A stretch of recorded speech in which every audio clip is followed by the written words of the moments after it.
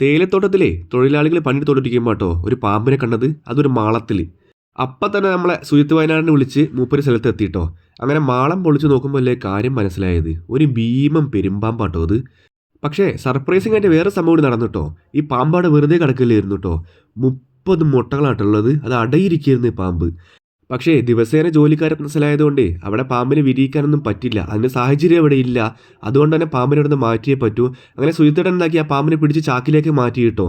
പിന്നെ വനപാലകരൊക്കെ എത്തി. പിന്നെ ആ മുട്ടകളൊക്കെ എടുത്തിട്ട് അത് വേറെ സ്ഥലത്തേക്ക് സുരക്ഷിതമായി മാറ്റിയിട്ടുണ്ട്. ആ മുട്ടകൾ ഇപ്പോൾ കാണിച്ചു തരാം കേട്ടോ. ഈ മുട്ടകൾ ഇപ്പോൾ കാണിച്ചു തരാം. കണ്ടോ, ഇതാട്ടോ. നിങ്ങൾ ഇതിനു മുന്നേ കണ്ടിട്ടുണ്ടോ എന്ന് എനിക്കറിയില്ല. ഞാനും ആദ്യമായിട്ട് കാണുകയാണേ. കണ്ടോ, ഇത്രയും മുട്ടകളുണ്ട് കേട്ടോ. അങ്ങനെ ഫോറസ്റ്റുകാരൊക്കെ സ്ഥലത്തെത്തി കേട്ടോ. അവരുടെ നേതൃത്വത്തിൽ ഈ പെരുമ്പാമ്പിനെയും അതിൻ്റെ മുട്ടകളും സുരക്ഷിത വനമേഖലയിലേക്ക് മാറ്റിയിട്ടുണ്ട്. ഈ എസ്റ്റേറ്റിലെ ജോലിക്കാര്യങ്ങൾക്ക് തടസ്സമാവുന്നുള്ളത് കൊണ്ട് മാത്രമാണ് കേട്ടോ ഈ പാമ്പിനെയും അതിൻ്റെ മുട്ടകളും ഇവിടുന്ന് മാറ്റിയത്. അല്ലെങ്കിൽ ഒരിക്കലും അങ്ങനെ ചെയ്യില്ല. ഒരുപാട് തൊഴിലാളികൾ ജോലി ചെയ്യുന്ന സ്ഥലമായിട്ടത്. അതുകൊണ്ടാണ് ഈ പാമ്പിനെ ഇവിടുന്ന് മാറ്റിയത് കേട്ടോ. വയനാട് തലപ്പുഴ 43 മൈൽ എന്ന സ്ഥലത്തെ എസ്റ്റേറ്റിലായിട്ട് ഈ സംഭവം നടന്നത്.